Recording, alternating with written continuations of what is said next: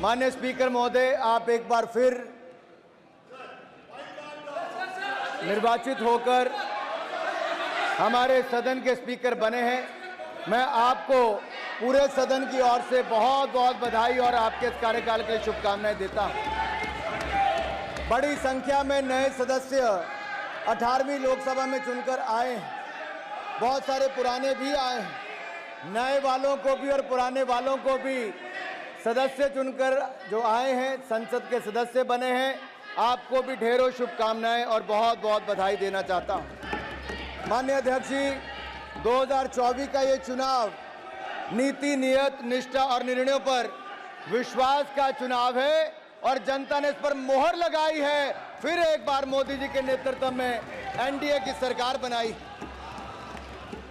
देश का ये चुनाव ऐतिहासिक जनादेश हमारे यशस्वी प्रधानमंत्री श्री नरेंद्र मोदी जी के पिछले 10 वर्षों के सेवा, सुशासन और गरीब कल्याण के महानुष्ठान पर मोहर है।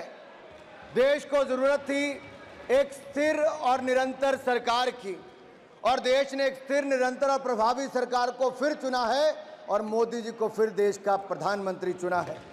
ये जनादेश विकसित भारत के संकल्प की सिद्धि के लिए है। ये जनादेश मोदी जी के नेतृत्व में तीसरे कार्यकाल में भारत को विश्व की तीसरी बड़ी अर्थव्यवस्था बनाने के लिए है। ये जनादेश विपक्ष के भय, भ्रम और भ्रष्टाचारी राजनीति पर तमाचा है। ये जनादेश मोदी जी द्वारा चलाए जा रहे सामाजिक न्याय पर समाज की मोहर है। यह जनादेश देश को तोड़ने की नहीं, जोड़ने की राजनीति चलेगी, इस पर मोहर है। यह जनादेश संविधान विरोधियों को लगातार तीसरी बार विपक्ष में बिठाने के लिए जनादेश है। यह जनादेश भारत की सेना, सरहद और सनातन की सुरक्षा का है। यह जनादेश ये भी बताता है कि प्रधानमंत्री नरेंद्र मोदी दुनिया के सर्वाधिक लोकप्रिय नेता हैं, सर्वाधिक लोकप्रिय नेता हैं। और मैं ही नहीं, अब तो दुनिया भर के अनेकों देशों ने सर्वोच्च सम्मान अपने देश का किसी को दिया है तो हमारे प्रधानमंत्री और देश के लोकप्रिय नेता मोदी जी को दिया है। मोदी जी कैसे नेता जिनको यूएस कांग्रेस में एक बार नहीं, 2-2 बार अपनी बात रखने का अवसर मिला है। माननीय अध्यक्ष जी, ऐसी अनेकों बातें, लेकिन ऐसे ही कोई मोदी नहीं बन जाता। इसके लिए तपना पड़ता है, खपना पड़ता है, जीवन व्यतीत करना पड़ता है। और मोदी जी ने तो अपने जीवन का हर क्षण, हर पल देश के लिए जिया है, मां भारती के लिए जिया है। और मैं इसलिए भी कहना चाहता हूं कि हम सबको ज्ञात है कि 2001 में जब वो गुजरात के मुख्यमंत्री बने तो तब से लेकर अब तक 23 वर्षों में एक दिन की भी छुट्टी अपने लिए नहीं ली, अपना जीवन जनता के लिए समर्पित किया है। इससे बड़ी बात क्या होगी कि अगर किसी के जीवन में दुख का क्षण आता है जब अपनी मां से बिछड़ते हैं, और जब आदरणीय प्रधानमंत्री जी की माता जी का स्वर्गवास हुआ तब भी उन्होंने उनकी चिता को अग्नि देने के बाद मात्र 2 घंटों के अंदर ही देश के लिए काम करना शुरू कर दिया। इससे बड़ा समर्पण भाव क्या हो सकता है। माननीय अध्यक्ष जी, मोदी जी के दिल में जो गरीब और जरूरतमंद के लिए पीड़ा है, हमने वो कोविड के समय देखा है। उनकी नीतियों में, कार्यक्रमों में, सब में नजर आता है कि वो गरीब के लिए कितने चिंतित रहते हैं। और मैं आपको याद करवाना चाहता हूं आपके माध्यम से सदन को, अगर आप 2014 में देखें, मोदी जी जब सांसद बने, देश के प्रधानमंत्री पद की शपथ ली, उसके बाद संसद आए तो पहला शीश कहीं पर झुकाया तो संसद की पहली सीढ़ी पर झुकाया और दुनिया के इस महान लोकतंत्र को, मदर ऑफ डेमोक्रेसी को नमन करते हुए अंदर आए। और अंदर आकर भी अगर शीश कहीं झुकाया तो बाबा साहब अंबेडकर के संविधान पर शीश झुकाकर उन्हें कहा था, मेरी सरकार सबका साथ, सबका विकास करेगी, मेरी सरकार गरीब की, वंचित की, शोषित की, पीड़ित की होगी। और पिछले 10 वर्षों में आपने देखा कि सारी योजनाएं उस दिशा में चली और जो पुराने नारे देते थे, गरीबी हटाओ, गरीबी हटाओ, इनके नारे ही रह गए। लेकिन मोदी जी की सरकार में 25 करोड़ गरीब गरीबी रेखा से बाहर निकल कर आए।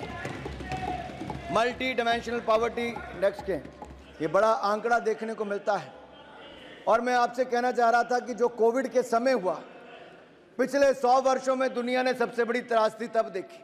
भारत ने भी संकट को झेला और मैं भी उस समय सरकार का हिस्सा था। और मुझे याद है आज भी प्रधानमंत्री नरेंद्र मोदी जी ने जो पहली बात कही वो ये कहा कि देश के गरीब का थाली खाली नहीं रहनी चाहिए, उसका पेट खाली नहीं रहना चाहिए, उसके लिए अन्न की व्यवस्था करनी है। तो प्रधानमंत्री गरीब कल्याण अन्न योजना लेकर आए और 80 करोड़ लोगों को मुफ्त में अनाज दिया, तो मोदी सरकार ने दिया है और आज वो देश के कोने कोने तक पहुंचाया है। उस समय दुनिया भर में जो डिलीवरी मैकेनिज्म था वो रुक गया था, लेकिन उसके बावजूद हमने देश के हर कोने तक अनाज पहुंचाया। वो बात अलग है, कुछ राज्यों में अपनी मोहर लगाकर लोगों ने वो सब काम किया। मैं एक और कहना चाहता हूं, कोविड के समय बहुत जरूरी था, प्रधानमंत्री जी ने कहा जान भी जहान भी, और जान बचाने के लिए हर संभव प्रयास किए। जो पहले हमारे देश में होता था कि 40-40 साल दुनिया भर से वैक्सीन आती थी, इंपोर्ट करने में पुरानी सरकारें लगी रहती थी। आत्मनिर्भर भारत ये केवल सोच ही नहीं, ये केवल संकल्प नहीं, उसको सच करके दिखाया। भारत ने अपनी 2-2 वैक्सीन को बनाया और 220 करोड़ वैक्सीन मुफ्त में लगाई। आज इस सदन में कुछ लोग ऐसे भी बैठे हैं जो भारत की बनी वैक्सीन पर ही प्रश्न चिन्ह खड़ा करते थे और कहते थे कि वैक्सीन मत लगाओ, ये हो जाएगा वो हो जाएगा। अरे भारत के लोगों ने वैक्सीन तो लगाई ही, दुनिया के 157 देशों को दवाई और वैक्सीन देने का काम वैक्सीन मैत्री में किया, तो हमारे भारत ने किया है। मैं विकसित भारत पर कुछ जरूर कहना चाहूँगा, क्योंकि ये जनादेश है 2047 तक भारत को विकसित भारत बनाने के लिए। और इस यात्रा में हम चाहेंगे कि विपक्ष का भी पूरा सहयोग मिले, हम अपने देश को विकसित राष्ट्र बनाएं। और अगर आज मैं एक बात करूं स्पोर्ट्स से स्पेस की और साइंस से स्टार्टअप्स की, तो हर क्षेत्र में भारत के नए कीर्तिमान दिखते हैं। आज नए भारत की बुलंद तस्वीर दिखती है मेरे जो आंकड़े में देने वाला। माननीय अध्यक्ष जी, हमें विरासत में क्या मिला था? जब 2014 में हम आए तो India was among the fragile 5 economies of the world and today India is the 5th largest economy of the world. लड़खड़ाती चरमराती अर्थव्यवस्था आप छोड़कर गए थे, आज दुनिया की 5वीं बड़ी अर्थव्यवस्था भारत है, दुनिया की सबसे तेजी से बढ़ती अर्थव्यवस्था भारत है और अगले 5 वर्षों के अंदर दुनिया की 3री बड़ी अर्थव्यवस्था मेरे भारत की होगी। और ये ऐसे नहीं हो गया। अगर मैं कहूं इनके समय इकोनॉमी फेलियर्स थे, पॉलिसी पैरालिसिस थी, स्कैम्स थे, क्रोनी कैपिटलिज्म था, ये सब आपके समय था। एक के बाद दूसरे घोटाले होते थे। लेकिन आज अगर मैं आंकड़े देखकर बताऊं, पिछले 10 वर्ष मोदी सरकार के कोई भ्रष्टाचार का 1 रुपए का आरोप भी नहीं लगा पाया। ईमानदार सरकार दी है तो नरेंद्र मोदी जी ने दी है। जीडीपी ग्रोथ रेट 4.6% थी। अगर मैं Q3 की बात करूं पिछले साल की, तो 8.4% है। आज दुनिया में सबसे तेजी से बढ़ने वाला देश भारत है। CAGR इन्फ्लेशन की बात करूं तो आपके समय 8.7% था, आज वो कम होकर 4.8% रह गया। FDI $36 बिलियन थी इनके समय, हमारे समय $72 बिलियन, दुगनी है। एक्सपोर्ट इनके समय $466 बिलियन था, आज $770 बिलियन है। फॉरेक्स रिजर्व जो हम कहते हैं कि हमारे यहाँ पर फॉरेक्स रिजर्व कितने हैं? विदेशी मुद्रा भंडार माननीय अध्यक्ष जी 303 बिलियन डॉलर से बढ़कर आज 650 बिलियन डॉलर हो गया। 10 साल में हमने देश के खजाने को दुगना भरने का काम किया है। करंट अकाउंट डेफिसिट जो 5.1% था वो कम होकर 2% रह गया है। यही नहीं, अगर हम देखेंगे तो गरीब और जरूरतमंद इसके जीवन में क्या बदलाव आया। हमारी पार्टी का विचार ही अंत्योदय पर है। पंक्ति के अंत में खड़े व्यक्ति के जीवन में सुधार कैसे लाया जाए, ये पंडित दीनदयाल उपाध्याय जी की सोच को आगे बढ़ाकर जमीन पर लागू करने का काम नरेंद्र मोदी जी की सरकार ने किया। जहां देश में गरीब जरूरतमंद के पास शौचालय नहीं था, पक्का मकान नहीं था, बिजली का कनेक्शन नहीं था, स्वास्थ्य की सुविधाएं नहीं थी। माननीय अध्यक्ष जी, क्या बदलाव आया 10 सालों में? पिछले 10 सालों में 4 करोड़ पक्के मकान बनाकर गरीब और जरूरतमंद को दिए, तो नरेंद्र मोदी जी की। और मैं एक बात और कहना चाहता हूं, 12 करोड़ शौचालय बना कर दिए। पहले मात्र 3 करोड़ घरों को नल से जल आता था, हमने 11 करोड़ और नए घरों को नल से जल देने का काम किया, जल जीवन मिशन में किया है। हमने लगभग हर घर तक बिजली पहुंचा दी, हर गांव तक तो बिजली पहुंचाई दी, हजारों गांव को विद्युतीकरण करने का काम किया है।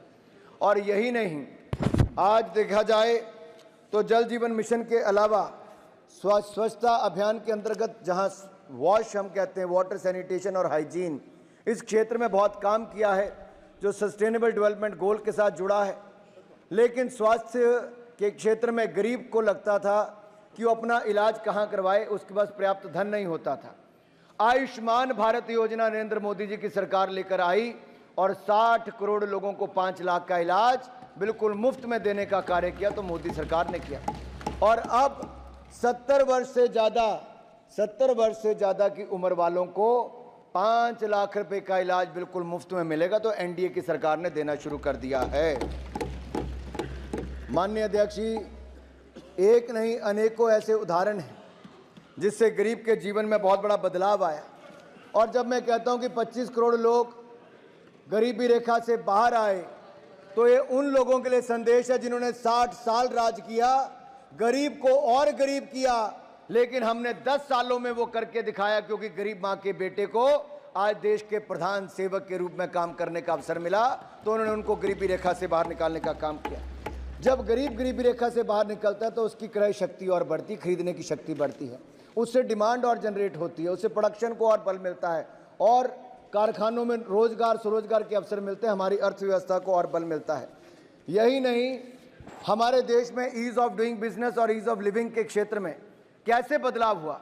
जन विश्वास एक्ट की मैं बात करूं तो हमने 183 प्रोविजंस को डीक्रिमिनलाइज किया है, 42 सेंट्रल एक्ट्स में इनको बदलाव करके व्यापारी को, आम जनमानस को काम करने में वो जो डर होता था जेल जाने का, उसको ख़त्म किया है।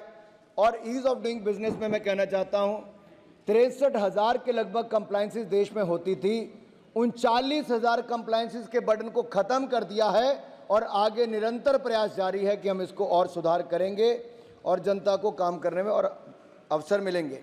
कंस्ट्रक्शन परमिट में हमारा रैंकिंग 184 था, आज 27वां है। बिजली प्राप्त करने में 137वां हमारा स्थान था, आज 22वां है।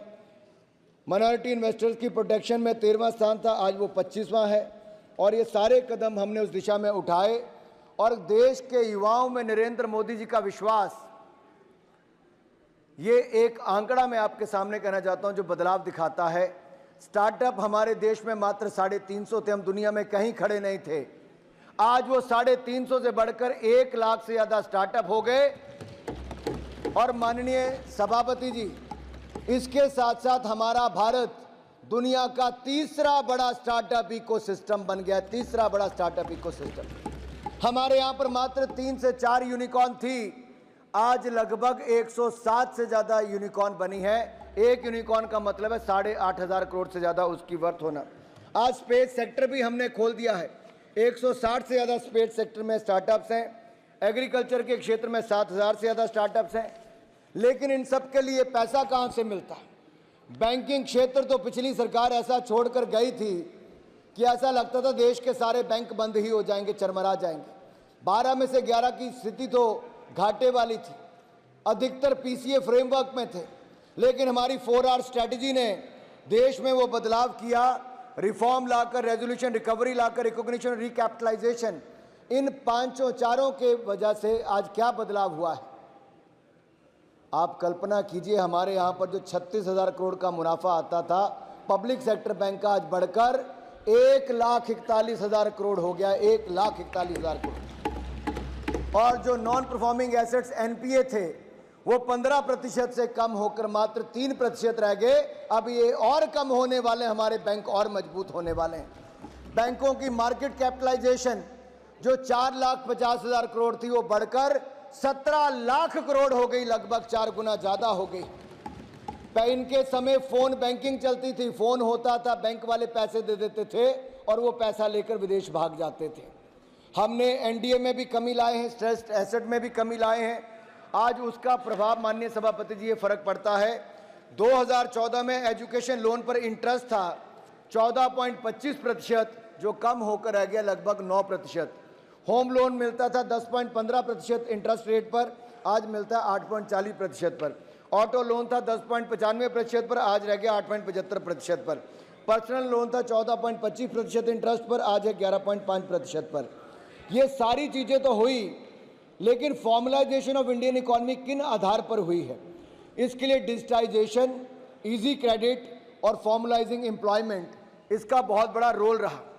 प्रधानमंत्री नरेंद्र मोदी जी के नेतृत्व में जनधन, आधार, मोबाइल, जैम ट्रिनिटी ने एक बड़ी भूमिका निभाई है। हर व्यक्ति के पास आधार है, बैंक खाता है, मोबाइल का कनेक्शन है और दुनिया का सबसे सस्ता इंटरनेट कनेक्शन और डेटा प्लान अगर कहीं है तो आज हमारे भारत में भी है। आज यही नहीं, जैम पोर्टल पर आज छोटे से छोटा व्यापारी भी अपना सामान बेच सकता है और मात्र 5-6 वर्षों में माननीय सभापति जी, जो कुछ हजार करोड़ से लेकर कई लाख करोड़ तक की खरीद आज जैम पोर्टल पर पूरी पारदर्शिता के साथ होती है, तो टेक्नोलॉजी के माध्यम से ये भी हुई। किसानों के लिए ई नाम की सुविधा दी, फास्टैग हमने अपने जो टोल हैं उसके लिए बनाया। पहले 743 सेकंड लगते थे टोल पार करने के लिए, आज मात्र 43 सेकंड में ही आप पार कर जाते हैं। टेक्नोलॉजी का उपयोग यहाँ पर हुआ है। जहाँ तक मैं इजी क्रेडिट की बात करता हूँ तो मुद्रा योजना एक ऐसी है जहाँ लगभग 43 करोड़ मुद्रा लोन दिए गए और लगभग 34 लाख करोड़ रुपया देश के लोगों को मोदी जी की गारंटी पर मिला और उन लोगों ने अपने कामकाज की शुरुआत की है। आपके समय तो बैंक खाता खोलना भी मुश्किल हो जाता था, 2 लोगों को साथ में लेकर जाना पड़ता था। आज 50 करोड़ से ज़्यादा बैंक खाते लोगों के घर पे जाकर भी खुलवा दिए। ये सरकार आपके घर द्वार, ये मोदी सरकार ने करके दिखाया है। और यही नहीं, SC ST वुमेन के लिए और हमारे SC ST और वुमेन, इन तीनों के लिए आज स्टैंड अप इंडिया योजना मोदी सरकार लाई, जिससे हमारे अनुसूचित जाति, जनजाति और महिलाओं को एंटरप्रेन्योर बनने की सुविधा मिली है। पीएम स्वनिधि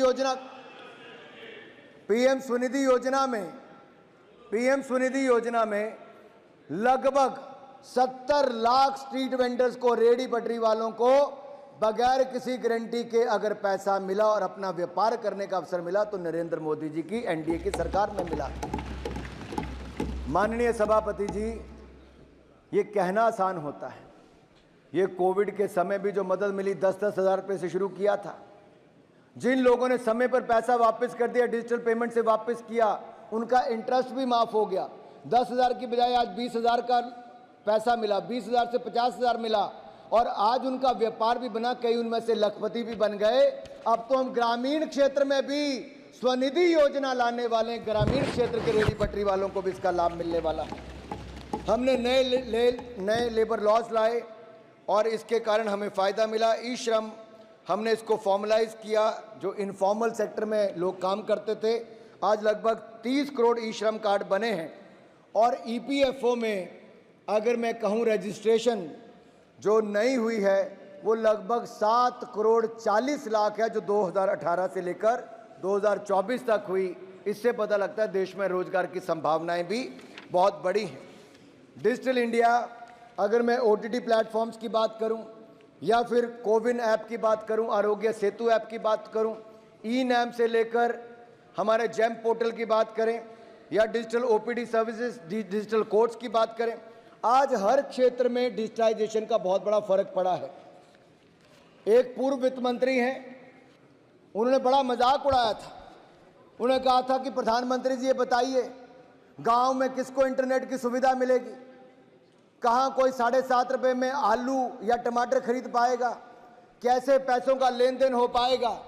आज मैं इस सदन को बताना चाहता हूँ आपके माध्यम से, जो वो शायद सोचते थे कि संभव नहीं हो पाएगा, वो असंभव को भी संभव हमारी सरकार ने करके दिखाया।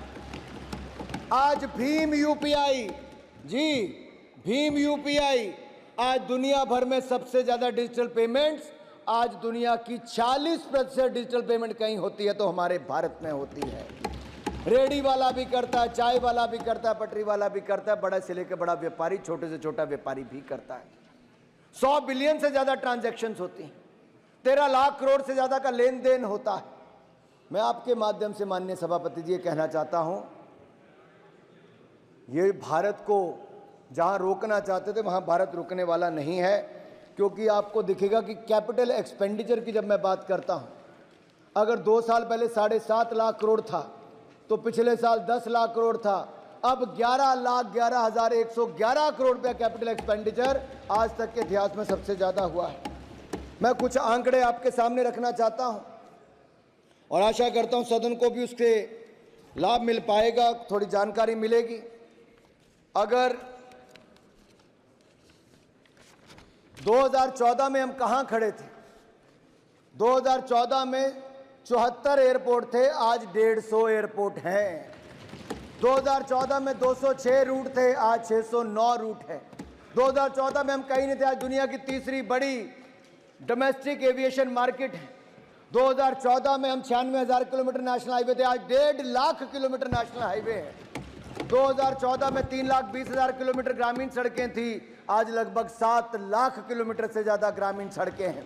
2014 में 16 IIT थे, आज 23 IIT हैं। 2014 में 13 IIM थे, आज 21 IIM हैं। 2014 में 7 एम्स थे, आज 23 एम्स हैं। 2014 में 9 IIIT थी, आज 25 IIIT हैं। और यही नहीं, उस समय 387 मेडिकल कॉलेज थे, आज 706 मेडिकल कॉलेज हैं। तब 723 यूनिवर्सिटी थी, आज 1,117 यूनिवर्सिटीज़ हैं।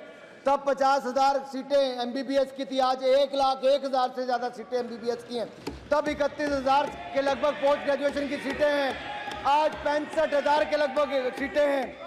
उस समय और अब के समय में इतना अंतर है माननीय सभापति जी कि उस समय स्टार्टअप 350 थे, आज 1 लाख स्टार्टअप है। उस समय 4 यूनिकॉर्न थे, आज 107 यूनिकॉर्न हैं। तब आपका बैंकों का प्रॉफिट 36,000 करोड़ था, आज 1,41,000 करोड़ है।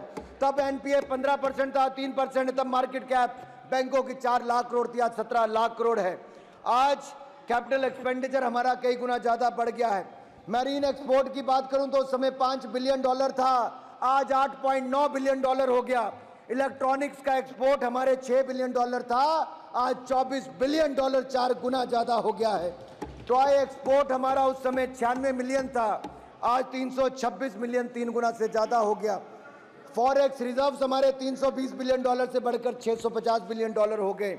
एक्सपोर्ट हमारा $477 बिलियन से बढ़कर $777 बिलियन हो गया। हमारा ग्रॉस टैक्स कलेक्शन रेवेन्यू मात्र 11 लाख करोड़ था, आज 33 लाख करोड़ हो गया। लोगों ने ईमानदारी के साथ टैक्स जमा कराना शुरू कर दिया। उस समय 2 मेगा फूड पार्क थे, आज 200 मेगा फूड पार्क हैं। आपके समय 2 करोड़ आवास बने, हमारे समय 4 करोड़ आवास बने। आपके समय तक 70 सालों में 3 करोड़ घरों में नल से जल था, आज 14 करोड़ घरों में नल से जल है। आपके समय सेकंड लार्जेस्ट इंपोर्टर थे हम मोबाइल फोन के, आज हम सेकंड लार्जेस्ट मैन्युफैक्चरर बन गए हैं मोबाइल के। माई और बहनों, इतना ही मैं कहना चाहता हूं कि उस समय GDP हमारी 1.8 ट्रिलियन थी, आज 3.8 ट्रिलियन पार कर गई है। ऐसे अनेक उदाहरण मैं आपको बताना चाहता हूं। बहुत सारे और भी मेरे पास आंकड़े हैं, वो थोड़ी देर बाद सुना दूंगा,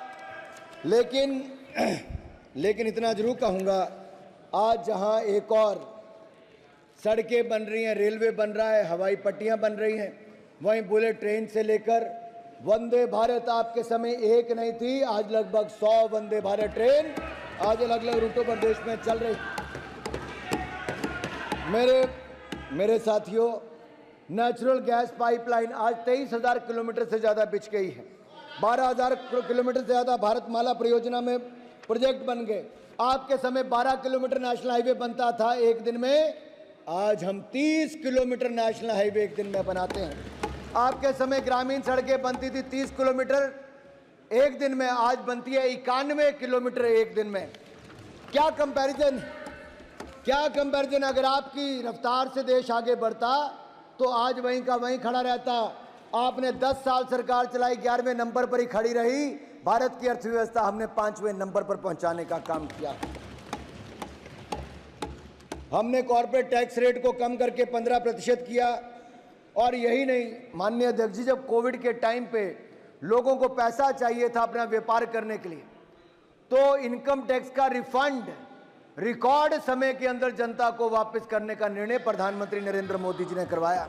आज रिकॉर्ड समय के आपके समय 1.5 साल रिफंड नहीं आता था, आज रिकॉर्ड समय के अंदर आता है।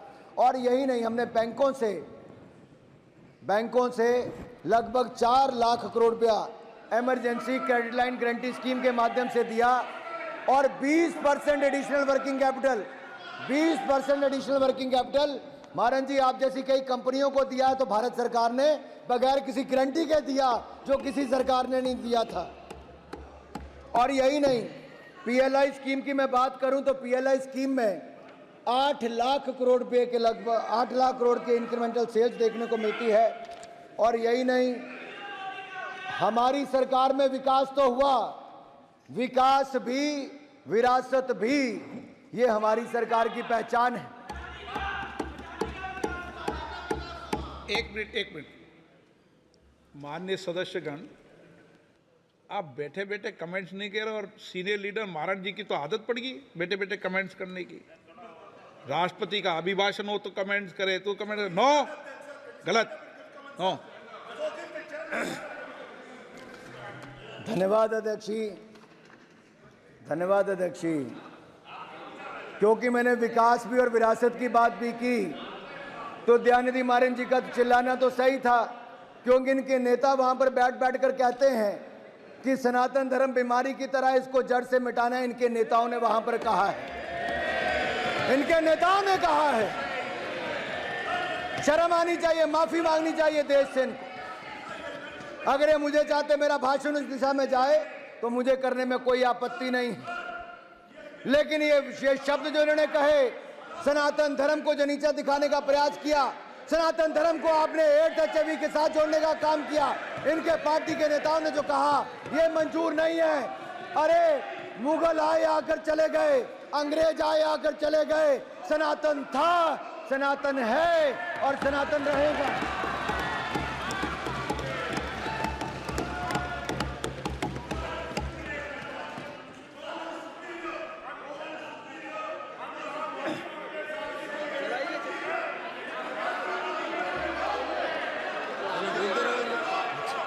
उन्होंने क्या बोला कि सनातन रहेगा, यही बोला ना।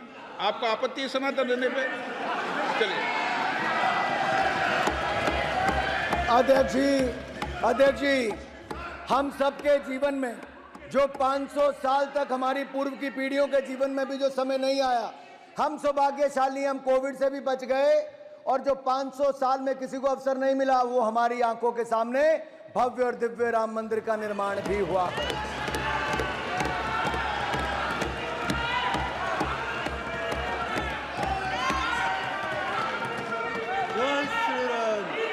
अध्यक्ष जी,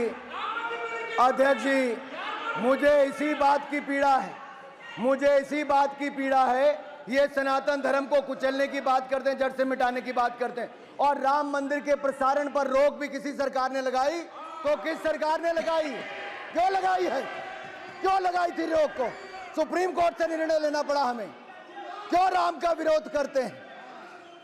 अरे कुछ वैसे बैठे जिन्होंने राम भक्तों पर गोलियां चलाई, कुछ वो हैं जिन्होंने राम मंदिर को टेंट में रखा, कुछ वो हैं जिन्होंने राम मंदिर के प्रसारण पर रोक लगाई। माननीय सभापति जी, और जब मैं बात करता हूं विकास भी विरासत की भी, तो हम यही नहीं, सोमनाथ धाम बनाया, काशी विश्वनाथ धाम बनाया, दिव्य और भव्य केदारनाथ धाम बनाया, महाकाल लोक धाम बनाया और दिव्य और भव्य राम मंदिर भी बनाया है।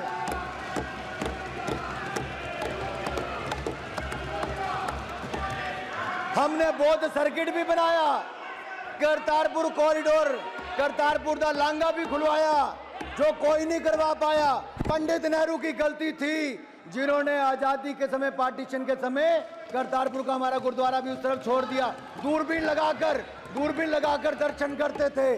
नरेंद्र मोदी जी की सरकार में हमारी सरकार ने करतारपुर कॉरिडोर खुलवाया और हेमकुंड साहब में रोपवे बनाने का काम भी हमारी सरकार कर रही है।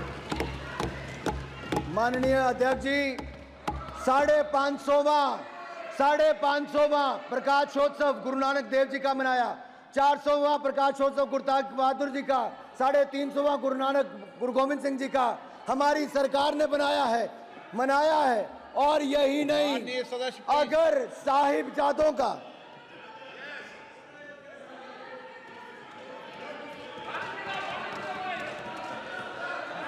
अगर साहिबजादों की शहादत पर भी अगर पूरे देश ने वीर बाल दिवस के रूप में मनाया तो ये भी प्रधानमंत्री नरेंद्र मोदी जी की सोच। अरे आपके समय तो ब्लू स्टार ऑपरेशन हुआ था, हरमंदिर साहब में क्या क्या हुआ, और 84 के दंगे देश भूला नहीं है। सिखों का कत्लेआम ये कांग्रेस की सरकार के समय ही हुआ था।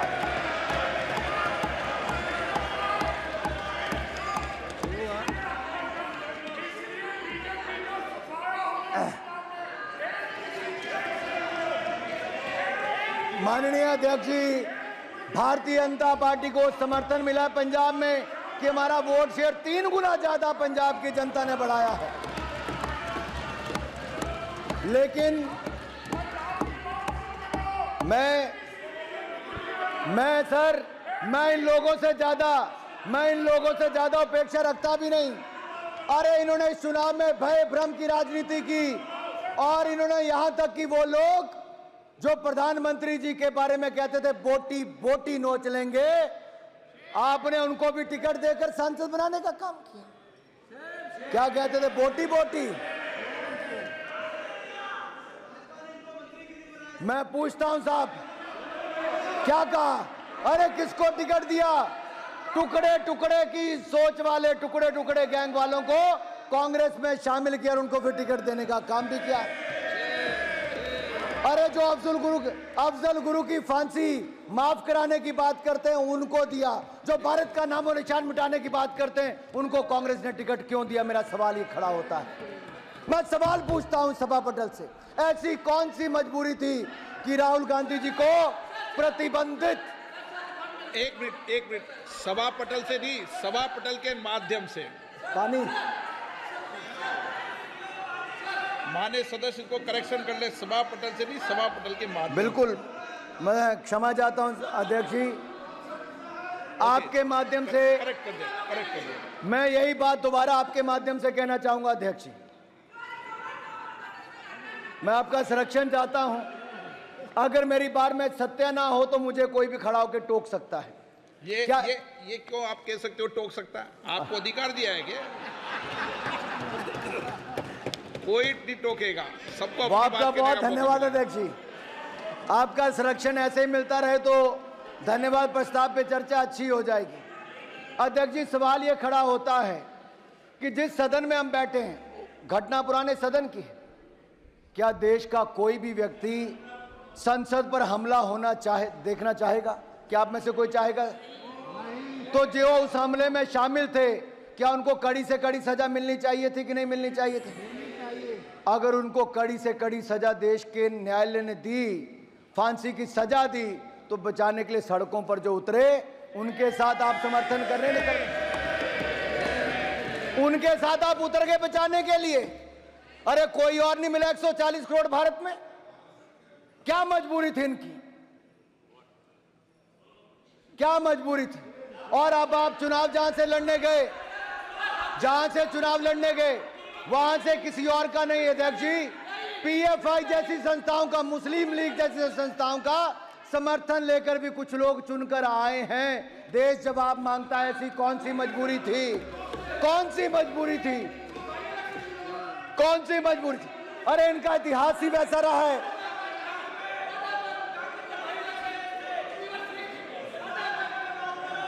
माननीय अध्यक्ष जी, बहुत सारी बातें चुनाव के समय और जो माननीय उल्लेख राष्ट्रपति महोदय ने भी जिस ओर किया, संविधान की ओर, मैं वहां पर भी आऊंगा, लेकिन उससे पहले थोड़ा कुछ और कहना चाहता हूं। इनका दर्द सामने नजर आ रहा है। इनका दर्द नजर आ रहा है। 3 बार प्रयास करने के बाद भी जो 100 के आंकड़े तक नहीं पहुंच पाया, 99 पर ही रुक गया। वो तो यही कहते हैं, दिल के अरमा आंसुओं में बह गए, इतनी नौटंकियों के बाद भी 99 पर ही अटक कर रह गए। दिल के अरमा आंसुओं में बह गए, तीसरी बार भी विपक्ष में आकर बैठ गए।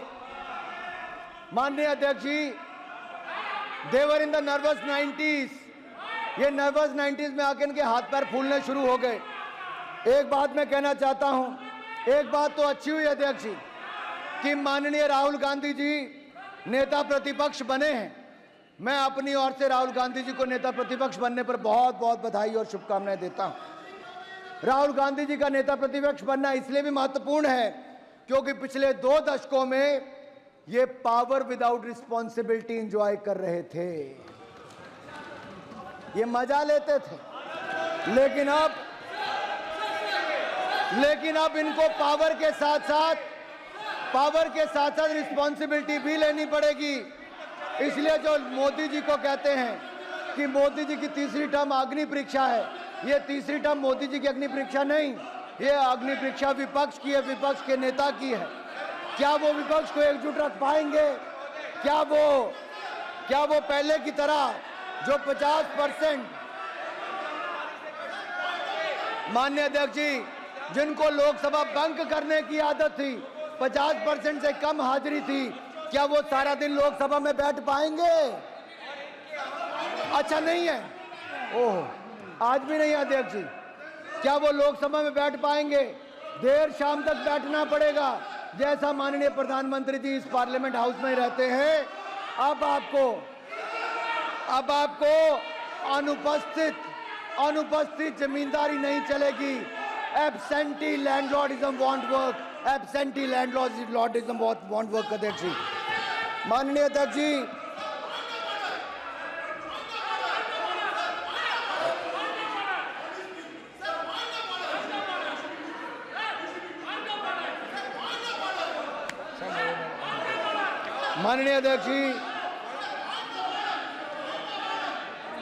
माननीय अध्यक्ष जी, कुछ लोगों की बार माननीय अध्यक्ष जी, एक और देश ने देखा है कि कैसे हमारे वैज्ञानिकों की मेहनत के कारण जो दुनिया का कोई देश नहीं कर पाया, वो चंद्रयान मिशन की सफलता ने करके दिखाया है। चंद्रमा के दक्षिण ध्रुव पर तिरंगे का मान सम्मान बढ़ाने वाला देश हमारा भारत दुनिया का पहला देश बना है, पहला देश बना। एक और चंद्रयान मिशन की सफलता, आदित्य L1 सोलर की सफलता, तो दूसरी ओर क्या राहुल यान फिर एक बार फेल हो गया है? क्या राहुल यान फिर एक बार फेल हो गया है? कांग्रेस और इनका इकोसिस्टम कुतर्कों के सहारे राहुल यान को सफल करने की बात करता है। मैं पूछता हूं अध्यक्ष जी, ये 4 जून से दिखाने में लगे हैं कि 99 का आंकड़ा 240 से ज्यादा बड़ा होता है। अध्यक्ष जी, क्या 99 240 से ज्यादा बड़ा होता है? कांग्रेस की इस बार सीटें 99 आई हैं, एक और छोड़ गए 98 रह गई। अपने आप में ये रिकॉर्ड तीसरी बार विपक्ष में बनाने का इन्होंने बनाया है, लेकिन इनका घमंड, अहंकार और तानाशाही सोच आज भी बरकरार है। ये मानसिकता, जब कांग्रेस का पार्टी मोड खत्म हो जाए तो इस पर आत्मनिर्भर और मंथन जरूर करना चाहिए। माननीय अध्यक्ष जी, मैं एक आंकड़ा देश के सामने रखना, एक तो चलो प्लीज बैठिए अपनी सीट पे। Sir, point of order 352. Rules to be observed while speaking. A member while speaking not refer to any matter of fact with a judicial decision is pending. Make preferences, personal reference by way of making. Okay. Sir, please expurge. Please 352 के अनुसार बोलोगे, बोलो, तय करो सदन में, सब तय कर लो। 352 के साथ बोलोगे, मैं सदन 352 के तहत चला दूंगा। नाराज नहीं हो रहा, मैं नाराज नहीं होता हूं। मेरे को माननीय सदस्य रूल बता रहे हैं, तो रूल की किताब बता रहे हैं, तो मैं भी चाहता हूं रूल की किताब से चलो। तो 352 के रूल के अनुसार से सदन चलेगा क्या? चलाना चाहते हो? बताओ। चलो माननीय Sir, I raised a point with judicial.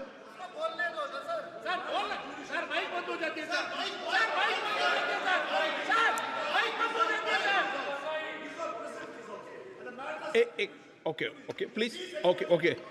अभी नीट का विषय भी अदालत में चल रहा था, फिर क्यों उठा रहे थे? क्यों उठा रहे थे? नो, गलत।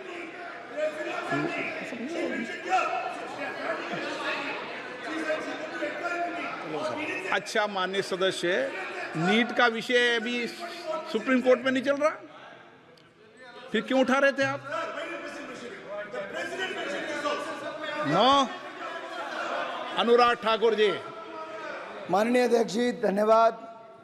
माननीय अध्यक्ष जी, मैं कह रहा था कि ये प्रयास कर रहे थे कि 99 सीटें ही 240 से ज़्यादा होती हैं। अभी इनका आंकड़ा इनको मुबारक। लेकिन मैं एक बात तो देश के सामने और आपके माध्यम से सदन को जरूर बताना चाहता हूं, कांग्रेस मात्र 328 सीटों पर चुनाव लड़ी थी। क्योंकि हमारे ऊपर प्रश्न खड़ा करते हैं, जब राष्ट्रपति भाषण में आया कि स्थिर और स्पष्ट बहुमत मिला तो उन्होंने बहुत हल्ला किया। मैं पूछता हूं, जब 2004 में आपकी सरकार बनी, 2009 में आपकी सरकार बनी, क्या आपको 240 सीटें भी मिल पाई थी? अरे आप उसके आसपास भी नहीं थे, 145 सीटें आपको मिली थी।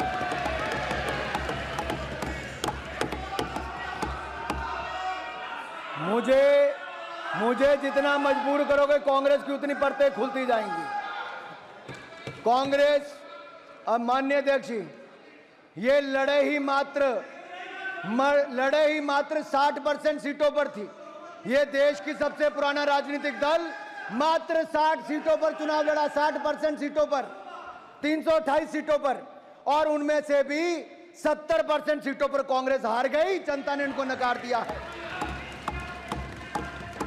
328 सीटों में से 229 सीटों पर कांग्रेस की हार हुई है। जनता ने आपको नकार दिया है। एक तो लड़ाई 60% सीटों पर, उसके बाद 70% सीटों पर हार गए। और यही नहीं सर, जब कोई पार्टी अपना स्टैंडर्ड इतना लो सेट कर लेती है और बिलो एवरेज परफॉर्मेंस आती है तो उसको वो भी ओवरवेलमिंग लगता है। लेकिन मैं अपने कांग्रेस के मित्रों से कहना चाहता हूं, आप कुछ भी पालो पर गलत फहमी मत पालो।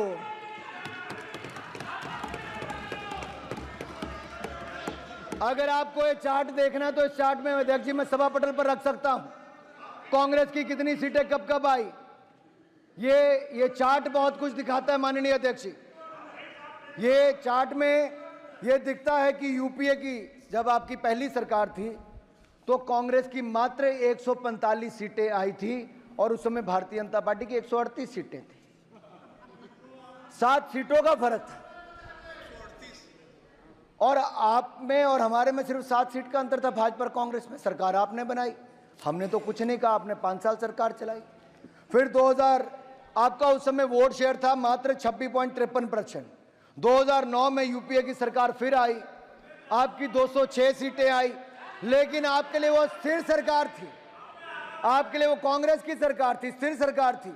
लेकिन नरेंद्र मोदी जी के नेतृत्व में भारतीय जनता पार्टी 282 सीटें जीतकर 2014 में 1984 के बाद पूर्ण बहुमत की सरकार किसी ने बनाई तो हमने भारतीय जनता पार्टी एनडीए की सरकार बनी।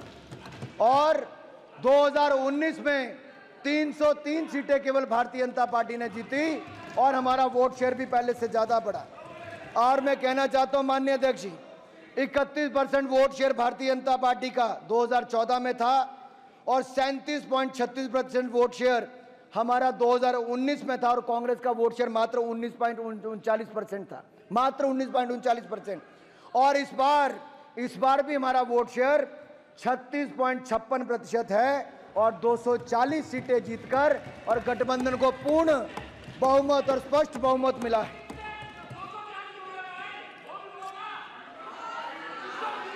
माननीय अध्यक्ष जी, इनको इतनी तो शर्म आनी चाहिए, इतनी तो शर्म आनी चाहिए कि इन्होंने 2014 में 44 सीटें, 2019 में 52 सीटें और अब 99, 98 जो गिनना आप वो गिन लें, उतनी सीटें जिनकर ये 3 बार की सीटें गिन लें तब भी 240 से कम है। हमारे सामने खड़े कहीं नहीं होते। और सुनना रहता है, और सुनना है। मैं और बता दूं सर, जितने पूरे समूचे विपक्ष की सीटें हैं उससे ज्यादा अकेली भारतीय जनता पार्टी की सीटें।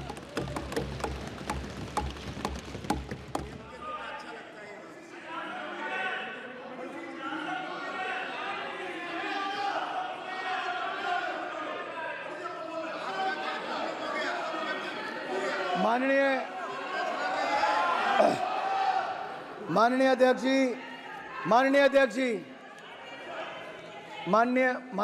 जी, जब ये भारतीय जनता पार्टी का या मोदी जी का मुकाबला 2 चुनावों में नहीं कर पाए तो क्या बनाया? एक ऐसा गठबंधन बनाया जो जेल वाले और बेल वालों ने मिलकर बनाया। कुछ जेल में थे, कुछ बेल पर थे, कुछ यहां पर भी बेल वाले हैं।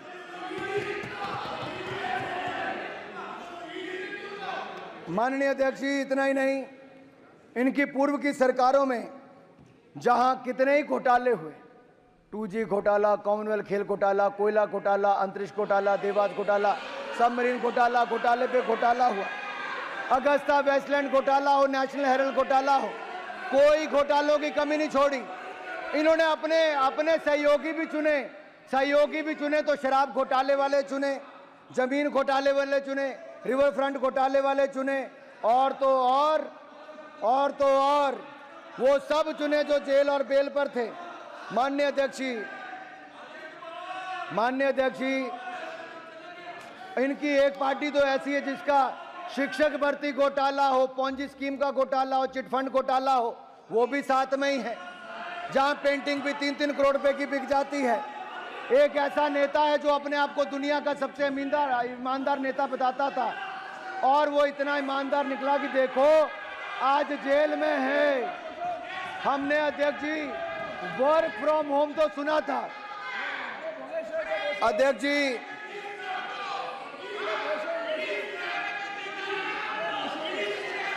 माननीय अध्यक्ष जी, हमने वर्क फ्रॉम होम तो सुना था, वर्क फ्रॉम जेल देखने का अवसर भी इन लोगों ने दिया कि जेल से सरकार कैसे चलती। अपने आप को सबसे ईमानदार बताने वाला आज कट्टर बेईमान कोई है तो आज जेल में है, और जो जेल से निकलकर आए थे, जैसे टिफिन ब्रेक, लंच ब्रेक लेकर चुनाव प्रचार करने, वो बैक टू तिहाड़ चले गए, और खैर इनके गठबंधन की दुर्गति देखकर मुझे एक गीत याद आता है, सोचता हूं कि वो कितने मासूम थे, क्या से क्या हो गया देखते देखते। वो जो कहते थे गठबंधन करेंगे ना कभी, बच्चों की कसम भी खा गए भूलकर देखते देखते। गठबंधन भी किया तो किसने? एक राज्य में किया, दूसरे राज्य में नहीं किया। आज दिल्ली की जहां पर मैं खड़ा हूं वहीं की हालत देख लीजिए, चोर चोर मुसेरा भाई, सब ने मिलकर गठबंधन की गुहार लगाई, लेकिन दिल्ली की जनता ने खाता भी नहीं खुलने दिया, सातों की सातों सीटों पर कमल का फूल खिलाने का काम किया है। माननीय अध्यक्ष जी, ये कैसी सरकार दिल्ली में है जिसका शिक्षा मंत्री शराब मंत्री जेल में है, जिसका जेल मंत्री जेल में है, जिसका कानून मंत्री जाली फर्जी MA LLB की डिग्री लेकर वो उसमें जेल में, उसको इस्तीफा देना पड़ा। और यही नहीं, आपका नहीं, दिल्ली का, आपकी मैं बाद में बात करूंगा, अभी आपकी बात बाद में करूंगा। और जो देखिए, मुझे लगता था अध्यक्ष जी, जिस तरह से तमिलनाडु में 60 के लगभग लोगों की मौत शराब, नकली शराब के कारण हुई, आपको तो खड़े होकर नहीं बोलना चाहिए था।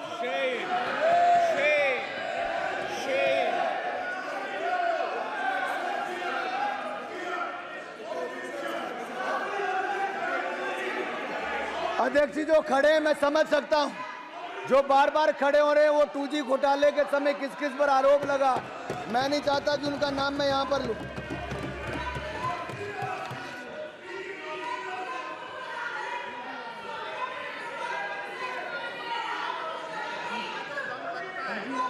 माननीय अध्यक्ष जी, जब इनको लगा, माननीय अध्यक्ष जी, जब इनको लगा कि घोटाले वालों का सारा गठबंधन इकट्ठा करने के बाद भी, भ्रष्टाचारियों का कुनबा इकट्ठा करने के बाद भी हमें टक्कर नहीं दे पाएंगे, तो भय, भ्रम और अफवाहें फैलाने की राजनीति की गई।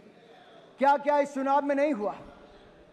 और जिस और इशारा राष्ट्रपति जी के अभिभाषण में आता था, चाहे टेक्नोलॉजी का दुरुपयोग हो, चाहे वाले फैलाने की बात हो, ये आज नहीं, ये बार बार इनके प्रयास हैं। और विदेशी ताकतों का हाथ भी इस चुनाव में देखा गया कि किस तरह से हकराया गया। ये ईवीएम पर भी आरोप लगाते गए और बाकी बूथ कैप्चरिंग की तो मैं बात उस पर आऊंगा सब पे। अभी माननीय अध्यक्ष जी, दुख इस बात का है कि इनके कुछ नेताओं ने हम हिंदुस्तान के लोगों पर नस्ल भेदी टिप्पणियां की हैं। जहरीले बोल सैम पिटीरोड़ा जो किसी के अंकल, फ्रेंड, फिलोसफर, गाइड है। और सर, सैम पिट्रोडा का ये बयान, मैं पूछना चाहता हूं राहुल गांधी जी से, क्या सैम पिट्रोडा का ये बयान और कांग्रेस की सोच एक है? अगर ऐसा नहीं तो कौन सी मजबूरी है कि अंकल सैम को पार्टी में लेना वापिस जरूरी है? मैं केवल कांग्रेस से ही नहीं, मैं राहुल गांधी जी नेता प्रतिपक्ष से जिम्मेदारी लेनी पड़ेगी। राहुल गांधी जी को जिम्मेदारी लेनी पड़ेगी। क्या वो सैम पिट्रोडा के बयान से सहमत हैं कि नहीं सहमत है? क्या नस्लभेदी टिप्पणी ये भारत के लोगों को स्वीकार नहीं? मैं पूछता हूं, आप दक्षिण के भारत, उत्तर भारत, पश्चिम भारत, पूर्व भारत के लोगों को नस्लभेदी टिप्पणी करते हो, हमें स्वीकार नहीं। ये भारत के लोगों का अपमान है, हम कभी स्वीकार नहीं करेंगे। मैं पूछना चाहता हूं विपक्ष के नेताओं से, चाहे अखिलेश जी हैं, मारन जी हैं, राजा जी हैं, सुप्रिया जी हैं, बाकी सब हैं, सुदीप दा, बाकी सब लोग हैं, क्या आप सैम पिट्रोडा के बयान से और कांग्रेस की सोच से सहमत हैं? और मैं दूसरा पूछना चाहता हूं कि यहीं सर, यहीं नहीं रुके, इनके साथी वो भी चुनकर आए जिन्होंने इस पवित्र स्थल पर जय फिलिस्तीन का नारा लगाया है। ये जय फिलिस्तीन का नारा मंजूर नहीं है। क्या यही दिन देखना था अध्यक्ष जी? अरे जो मां भारती के लिए ना बोल सकें, जो मां भारत माता की जय करने में जिनके मुंह में दही जम जाता हो, होंठ सिल जाते हो, वो जय फिलिस्तीन के नारे लगाएंगे? क्या हम उस दिशा में बढ़ रहे हैं? कभी ये लोग जय पाकिस्तान, जय चीन भी बोलेंगे? ये दुर्भाग्य है अध्यक्ष जी, ये दिन। और मैं एक और कहना चाहता हूं, संविधान को बार बार हाथ में लहरा कर क्या करना चाहते हैं? अगर नेता प्रतिपक्ष अपने आप को संविधान के रक्षक कहते हैं तो मैं चुनौती देता हूं कि वो सदन में आए और आश्वासन दें कि इमरजेंसी जैसी गलती कांग्रेस वापस कभी नहीं करेगी। आपको देश को कहना पड़ेगा। और मैं कहता हूं कि इमरजेंसी पर जब प्रस्ताव आया तो क्या उस प्रस्ताव पर आप सहमत हैं और इसको शामिल होंगे, उनका समर्थन करेंगे? और यही नहीं, माफी भी आपको देश से मांगनी चाहिए।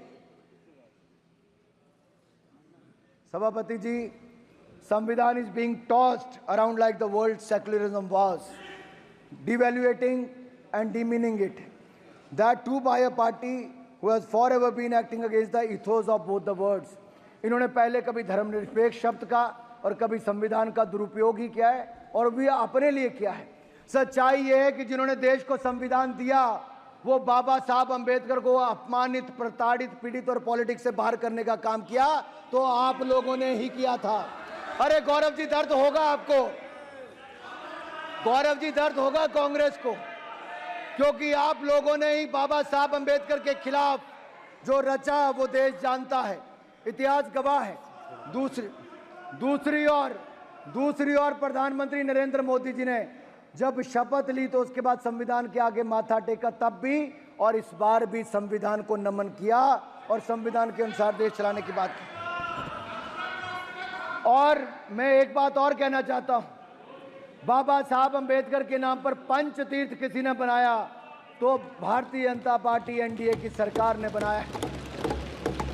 बाबा साहब अंबेडकर की जन्मस्थली, शिक्षा स्थली, चैत्य भूमि और शिक्षा भूमि, महापरिनिर्वाण भूमि, पांचों स्थानों पर नागपुर, मऊ, मुंबई, दिल्ली और लंदन में जमीनें लेकर वहां पर म्यूजियम, स्मारक और वहां पर उसको मान सम्मान देने का काम किया। पंच तीर्थ बनाया तो नरेंद्र मोदी की सरकार ने बनाया। मैं आप सबसे एक और पूछना चाहता हूं, कितने पन्ने होते हैं कॉन्स्टिट्यूशन में? कितने? कितने? ऐसा मोटा करके मत बताओ, पेज कितने होते हैं? हाँ, रोज लेके घूमते थे, कभी खोल के पढ़ो तो सही। अरे पढ़ते हो नहीं, लहराते फिरते हो, लहराते फिरते हो। निकालो जेब से देखो, अरे निकालो जेब से देखो, निकालो जेब से देखो, नकल ही मार लो। बताओ कितने पन्ने होते हैं? अरे बड़ा संविधान संविधान संविधान करते थे, पहले संविधान बनाने वाले को, उनको मानित प्रताड़ित करते हैं, अब संविधान दिखाते पढ़ते नहीं है। संविधान को कुचला किसी ने।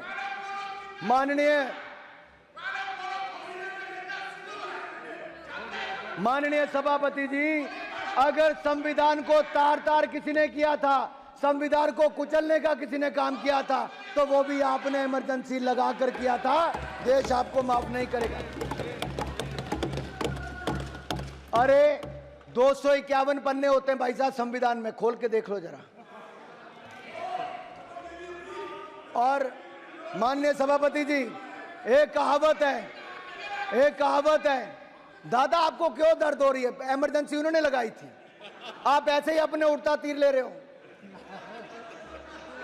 बाद में मैं सभापति जी, मैं कांग्रेस की बात कर रहा हूं, ये तृणमूल कांग्रेस बीच में आ गई है।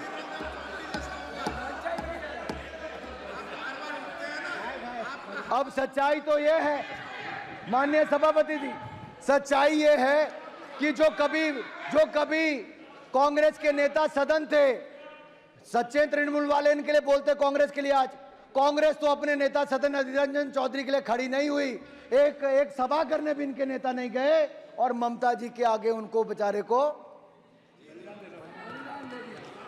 कांग्रेस अपने नेता के साथ खड़ी नहीं हो पाई। ऐसी कौन सी मजबूरी थी कि कांग्रेस को बंगाल में घुटने टेकने जरूरी था? और बैठिए तमिलनाडु में बैठिए। मारन जी को दर्द हो रहा है। मैं कांग्रेस के बारे में इतना ही कहूंगा, ये तो संविधान की बात आपके मुंह से वो लगती है कि 100 चूहे खाकर बिल्ली हज को चली। और कांग्रेसीकरण करने की बात करूं, जैसा ये हर योजना का करते हैं, अगर इसको मैं कांग्रेसीकरण करके कहूं कि 100 संशोधन करके कांग्रेस संविधान बचाने को चली। अरे माननीय सभापति जी, जिस पार्टी की बुनियाद ही संविधान की हत्या से, रिश्ते खून से बनी हो, वह पार्टी आज संविधान बचाने की बात करे तो गले नहीं उतरती है। ये तो वही बात हो गई कि अपने घर में नकली फूल रखने वाले बगीचों का शौक होने की बात कर रहे हैं आप पर, ये बिल्कुल। और मैं याद करवाना चाहता हूं, आपके माध्यम से सदन को बताना चाहता हूं, केंद्र में कांग्रेस की सरकारों ने आज तक धारा 356 का कितना दुरुपयोग किया है, और इसको दुरुपयोग करते हुए इन्होंने 93 बार 93 टाइम्स राज्यों में विपक्ष की चुनी हुई सरकारों को बर्खास्त करने का काम किया, तो कांग्रेस ने किया। अरे इनका अहंकार और तानाशाही इतनी थी कि Indira is India and India is Indira, इस तरह के नारे लगाते थे। इंदिरा गांधी जिन्होंने देश पर आपातकाल थोपा था, उन्होंने भी संविधान पर 50 बार 356 का दुरुपयोग करके सरकारों को बर्खास्त किया था। इंडी गठबंधन की कैसी विडंबना है कि इस गठबंधन में शामिल वामपंथी दल, जिनकी पहली बार अगर सरकार को किसी ने बर्खास्त किया तो उस समय की सरकार ने किया था, कांग्रेस की सरकार ने, और कम्युनिस्ट पार्टी आज उनका समर्थन करने की बात करती है। और डीएमके जो इस गठबंधन के हिस्सा हैं, आपकी सरकार को भी उस समय बर्खास्त किया तो कांग्रेस ने किया था, और इंदिरा जी ने तो इसका 12 बार से ज्यादा दुरुपयोग किया। और यही नहीं, और ये तो कांग्रेस तो इसकी मूल भावना के साथ खिलवाड़ करती रही। मैं आपको कहना चाहता हूं, नेहरू जी ने तो संविधान की आत्मा को ही खत्म कर दिया था। देश की संविधान बनने के 15 महीने के अंदर ही संविधान पर सबसे पहला प्रहार नेहरू जी ने किया था। आर्टिकल 19 जो इस देश के नागरिकों को विचार और अभिव्यक्ति की, अरे सुनना पड़ेगा भाई, क्यों? अगर माननीय अध्यक्ष जी सच नहीं है तो खड़ा होकर बोले कि नेहरू जी ने नहीं किया। अरे देश की संविधान की आत्मा को खत्म करने का काम किया तो नेहरू जी ने किया था, मैं डंके की चोट पर कहता हूं। और ये आर्टिकल 19 को इस देश के नागरिकों को विचार अभिव्यक्ति की स्वतंत्रता का अधिकार देता है, इन्होंने उस आर्टिकल को ही अंकुश लगाने का प्रयास किया। यह मामला था ऑर्गेनाइजर और क्रॉस रोड पत्रिकाओं पर नेहरू जी की आलोचना हुई। लिखा सिर्फ इतना था कि पाकिस्तान में पीड़ित हिंदुओं की आवाज उठाई थी। तो पाकिस्तान में पीड़ित हिंदुओं की आवाज उठाने का दर्द, नेहरू जी को तो और धन्यवाद करना चाहिए था ऑर्गेनाइजर का, लेकिन उन्होंने उसके खिलाफ कड़ी कार्रवाई करने का काम किया और पहला संशोधन उन्होंने जून के महीने में, इसी महीने में लाए। और इंदिरा जी ने भी इमरजेंसी के निंदा प्रस्ताव, इंदिरा जी के समय वो पंडित नेहरू जी से और आगे निकल गई। 1975 में तो संविधान की हत्या ही कर दी। इमरजेंसी देश ने देखी, वो काला अध्याय देश भूलेगा नहीं। 21 महीनों के आपातकाल में 5 संविधान संशोधन हुए। अपने हिसाब से मिनी संविधान तैयार करने का, अध्यक्ष जी 5 मिनट में खत्म कर रहा हूं, संविधान तैयार करने का काम, मिनी संविधान तैयार करने का काम कांग्रेस ने किया। 42वें संशोधन में 40 अनुच्छेदों को ही बदल दिया गया और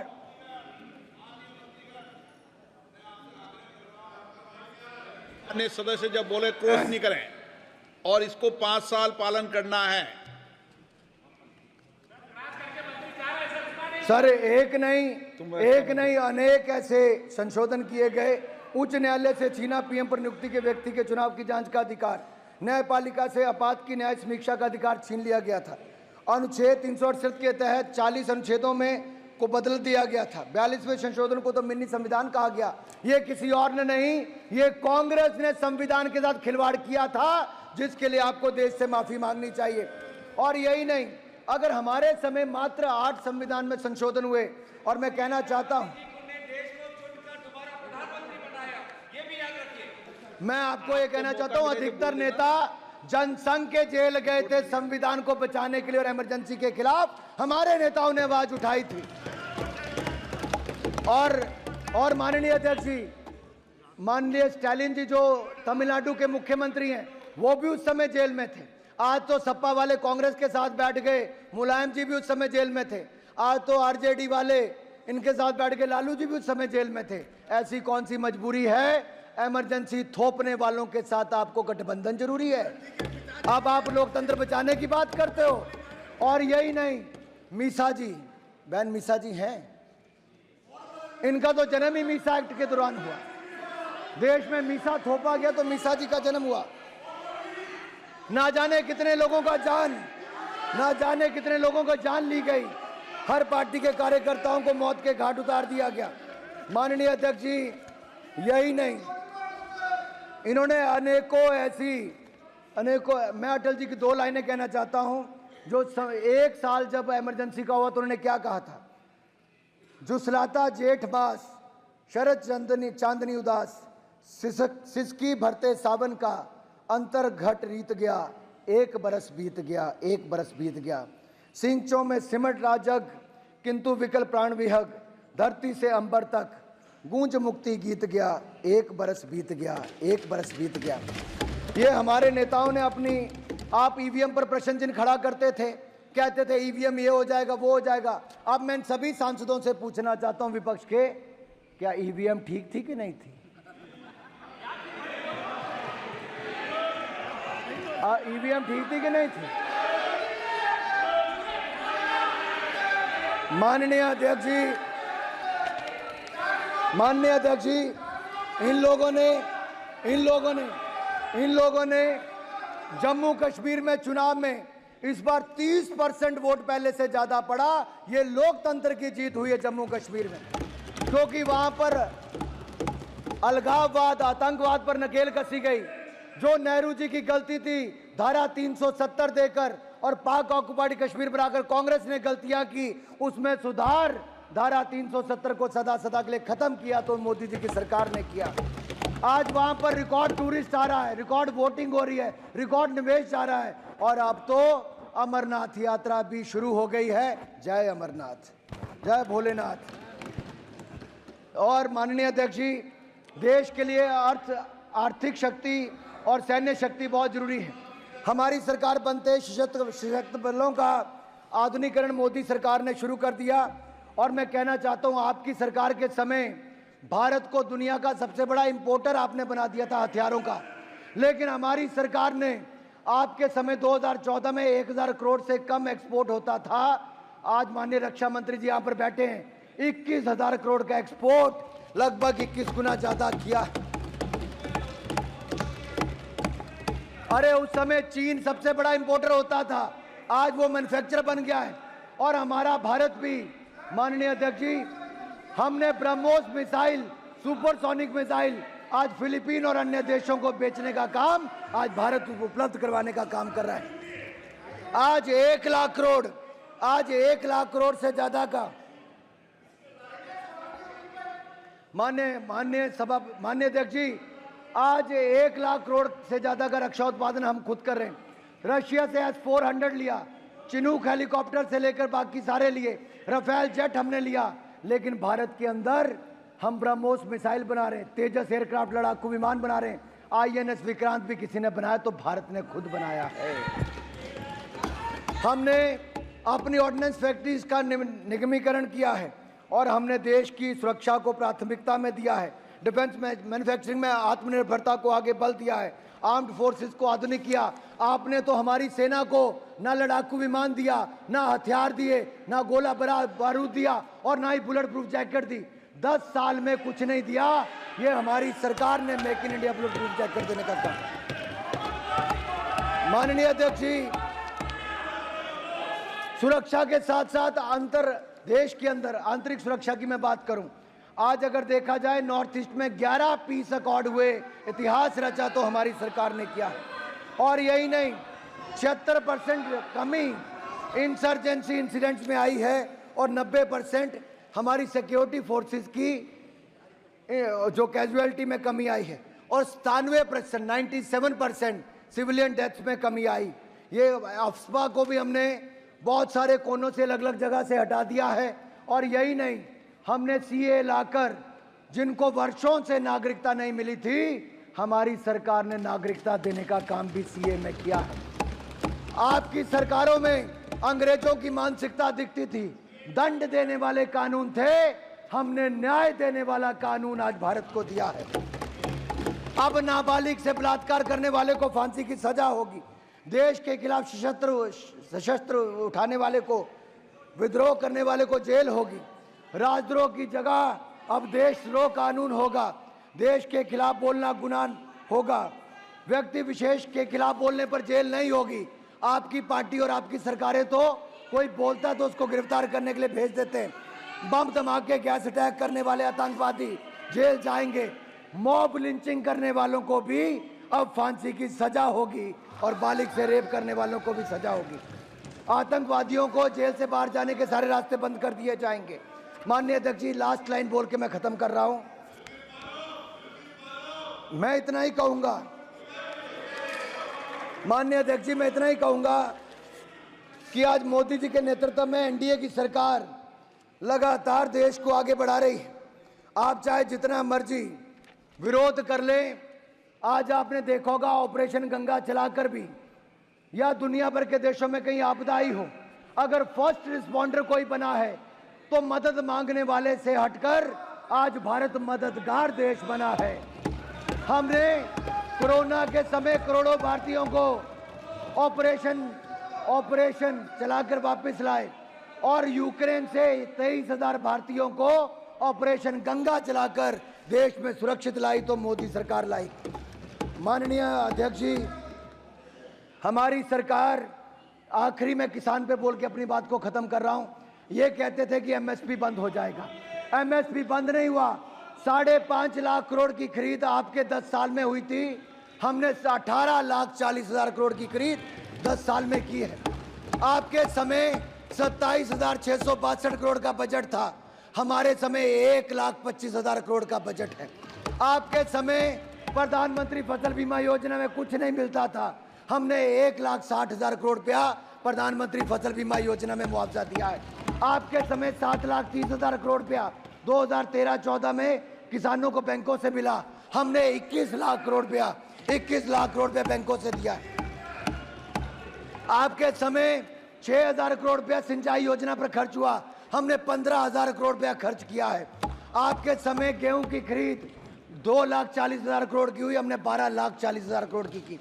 आपने गेहूं की खरीद 2,80,000 करोड़ की, हमने 5.5 लाख करोड़ की। आपने दलहन की खरीद 1,964 करोड़ की, हमने 85,000 करोड़ की खरीद दलहन की है। दलहन तिलहन पर भी आत्मनिर्भर भारत को बनाया है। भाई और बहनों, अंतिम बात खेलों की नहीं करूंगा तो नहीं होगी। हमने world cup T20 world cup पुरुषों का भारत ने जीता है 13 वर्षों के बाद। अब भारत ने वर्ल्ड कप जीता है। अरे भारत की जीत के लिए ताली बजा दो, भारत के खिलाड़ियों के लिए ताली बजा दो। अध्यक्ष जी, इनके हाथ भारत की जीत के लिए नहीं चलते।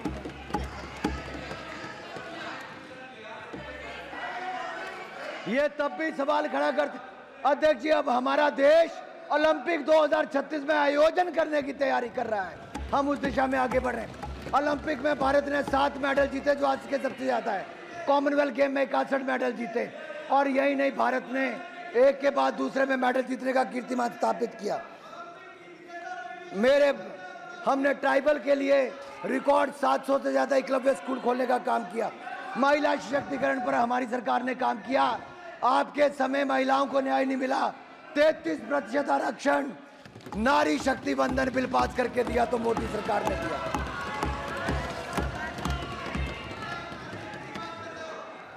मैं इनके इतना ही कहूंगा, दामन है दागदार फिर भी ठिलाकर चलते हो, जमानत पे है परिवार फिर भी सिर उठाकर चलते हो, बूझो कौन। अध्यक्ष जी, इनका रिश्ता झूठ से कुछ ये गहराता चला गया। जब भी इनका मुंह खुला अफवाह फैलाता चला गया। ये अफवाह फैलाते रहे और हम दुनिया को अपनी उपलब्धियां बताते गए, और देश की जनता ने मोदी जी के ईमानदार दमदार नेतृत्व पर मोहर लगाई है, फिर एनडीए सरकार बनाई है। मैं आपके इस माध्यम से सदन को विश्वास दिलाना चाहता हूं कि जिस तरह की परफॉर्मेंस पहले 2 टर्म्स में एनडीए सरकार की रही मोदी जी के नेतृत्व में, इस बार उससे आगे बढ़कर हमारी परफॉर्मेंस रहेगी। ये विकास का रथ रुकेगा नहीं। हम दुनिया की तीसरी बड़ी अर्थव्यवस्था बने, हम दुनिया की तीसरी बड़ी अर्थव्यवस्था बनेंगे। हम दुनिया की तीसरी बड़ी अर्थव्यवस्था बनेंगे। और अंतिम लाइन कहकर मैं यही कहूंगा, थोड़ा मुस्कुराइए विपक्ष वालों, थोड़ा मुस्कुराइए। आप नए भारत में हैं, और ये नए भारत की बुलंद तस्वीर मैंने थोड़ी आपके सामने रखने का प्रयास किया है। राष्ट्रपति जी के अभिभाषण पर, जहां मैं एक और उनका धन्यवाद करता हूं, समर्थन करता हूं, और आप सबने मेरी बात सुनी, मुझे अवसर दिया, पार्टी की तरफ से पहला रखने का अवसर दिया। मैं अध्यक्ष जी आपको एक बार फिर चुनने पर बधाई, आप सबको चुनने पर बधाई, और आप सबके माध्यम से मोदी जी को बधाई देता हूं, और यही कहूंगा, ले चलिए भारत को बुलंदियों की ओर, बनाइए विकसित भारत। हम आपके साथ हैं, आप भी आइए, जुड़िए, आप भी आइए। भाई अध्यक्ष जी मैंने तो हाथ जोड़ दिए, अध्यक्ष जी मैंने तो हाथ जोड़ दिए। ये विकसित भारत की यात्रा में विपक्ष भी जुड़ जाए। ये मेरी तेरी लड़ाई नहीं, ये मेरे भारत की लड़ाई है, इकट्ठे मिलकर लड़ेंगे। इसमें मेरा तेरा नहीं, इसमें बांटने वाला कुछ नहीं, विचारधारा का कुछ नहीं, ये मेरे देश के लिए है। हम अपने देश को अगले 25 सालों में विकसित भारत बनाएंगे, विकसित भारत बनाएंगे, विकसित भारत बनाएंगे। बहुत बहुत